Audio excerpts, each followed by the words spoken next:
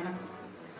இப்போ நான் எப்படி விவிஎம் கன்ஸ்ட்ரக்ஷன் எனக்கு தெரியும் மிஸ்டர் முரளிதரன் எப்படி எனக்கு தெரியும், எப்படி என் ப்ராஜெக்ட் ஆரம்பித்தேன் ஃபஸ்ட்டு ஸ்டார்ட் பண்ணுறேன். ஃபஸ்ட் என்னோடய ரிலேட்டிவ் ஒருத்தர் அவளுக்கு வீடு கட்டி கொடுத்துருக்கா. பட் அந்த ரிலேட்டிவ்க்கு வீடு கட்டுறதை பற்றி பெருசாக நாலேஜே இல்லை.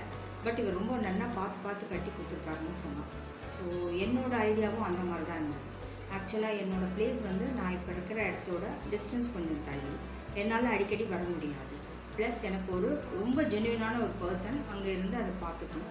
ப்ளஸ் என் பட்ஜெட்டையும் அவர் கேர் பண்ணி கட்டணும் அப்படிங்கிறதுக்காக நான் ஃபஸ்ட்டு இவளை சொன்ன உடனே இவர் தான் ரைட் பர்சன் எனக்கு தோணிது. உடனே அவகிட்டேருந்து நம்பரை வாங்கி கால் பண்ணி அவகிட்ட பேசினேன். இமீடியட்டாக பேசினார். நெக்ஸ்ட் டேவே வந்துட்டார்.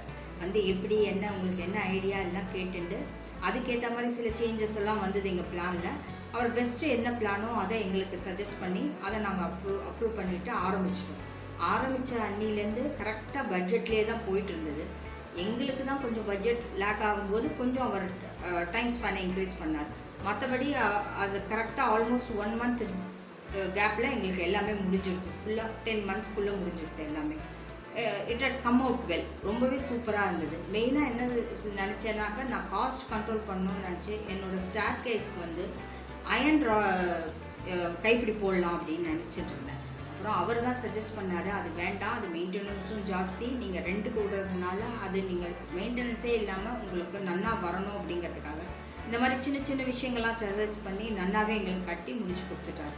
இப்போ என்னோடய பில்டிங் ரெண்ட்டுக்கு போட்டிருக்கேன். 2க்கும் ஆள் வந்துட்டார். பெருசாக ஒன்றும் கம்ப்ளைண்ட் இல்லை. Was going well.